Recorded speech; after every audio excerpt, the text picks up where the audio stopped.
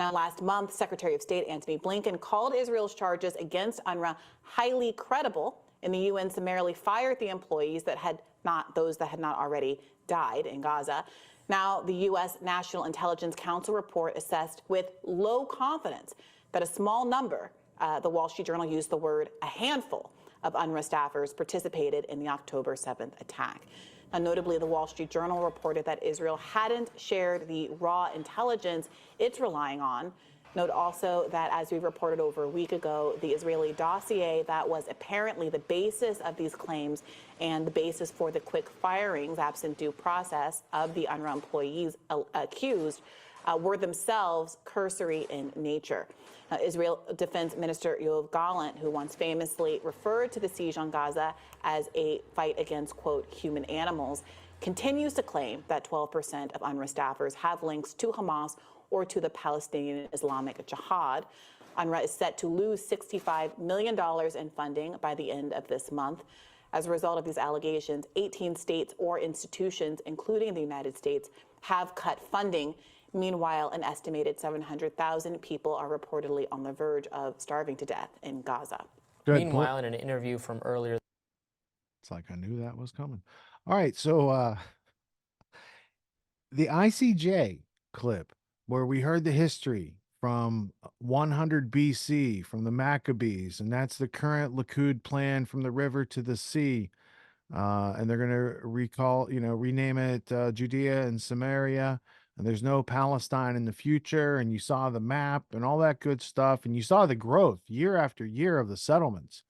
Boy, is that a hard chart to argue with as far as like it's going on and getting greater in number. It looks like the U.S. debt chart during COVID, that graph did. So, I mean, only uneducated people support the side that's doing the thing. I mean, how's it work at this point? We've put so much evidence on the record. I'm about to put a whole stack more. But what did you think, Tony? Oh, man. Leaves you speechless.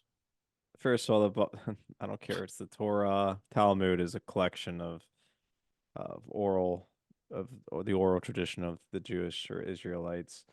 And well, it's a big part of their economy. Torahism is over there. Play on words. Oh, boy. I must say, like, it's first of all, can we stop using religious texts as historically accurate documents or historical documents at all, beyond the fact that people at some point in the past wrote down a lot of different ideas, much of which are difficult to disambiguate between mythology, between the politics of the time, between, various legends and purported visions of prophets and clairvoyants and mystics.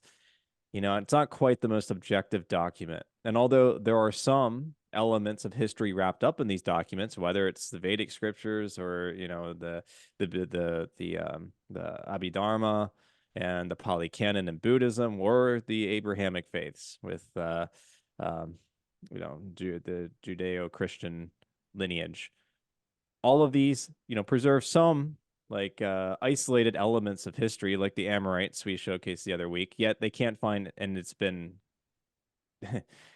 so drastically invested in, they couldn't find any example of the Exodus whatsoever. In fact, it's a huge embarrassment for the Jews, and they've been trying to rework that whole narrative after spending enormous amounts of money on anthropological excavations for decades and decades now. So we got to stop using these documents as historically relevant, especially when it's obviously written by many voices over many centuries with many different ideas, combining many different elements of culture and mythology and language and literary sort of technique and all sorts of various things to help form, potentially an identity of the time. But to use, it's one thing for, hell, I'll give Putin more credit for utilizing his historical argument, even though that's largely a straw man as well, over going back even longer in history or farther in history, back to before the Common Era, or Anno Domini, if you want to do the AD designation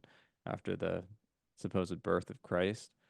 Either way, I mean, we're going back thousands and thousands of years and saying that's a legitimate document from which to base territorial organization. Now, if that's true, one of the arguments against Resolution 181 is, Well, why then, under this partition plan, do you not just get your historical homeland? You get a whole bunch of other land as well. It's not just what's in the Bible.